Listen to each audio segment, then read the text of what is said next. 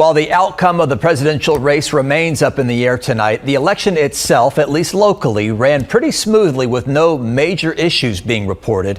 Andy Sirota is live in our newsroom tonight. And Andy, considering the record-breaking vote totals that we saw, 1.6 million people in Harris County alone, and having no issues is a significant accomplishment no matter which party you side with. It is, Chris. And early voting took the pressure off many of the polling locations. While there were some attempts in parts of the country to discourage voters from going to the polls, by and large, there were no widespread efforts to spread misinformation. A member of the international team that helped us establish our trust index system, sort fact from fiction, says so far the integrity of this election appears to be intact.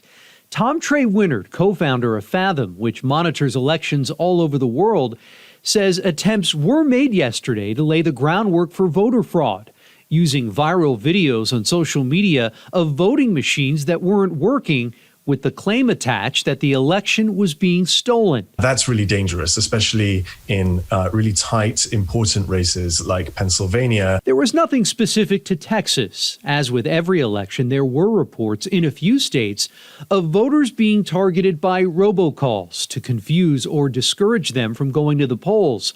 But in most places, he says, most things ran smoothly, and that many of the issues that had voters on edge, including fears of unrest, disruptions, and violence at the polls, never materialized. Election authorities seemed pretty well prepared to handle what was going on. Early voting also helped. More than 100 million votes across the country were cast before Election Day.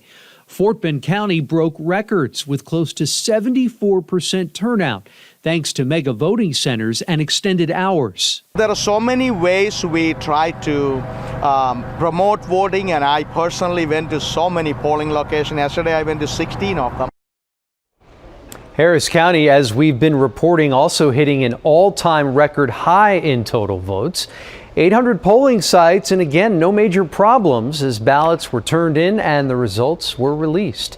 Live in the newsroom tonight, Andy Sirota, KPRC Channel 2 News. Thank you, Andy.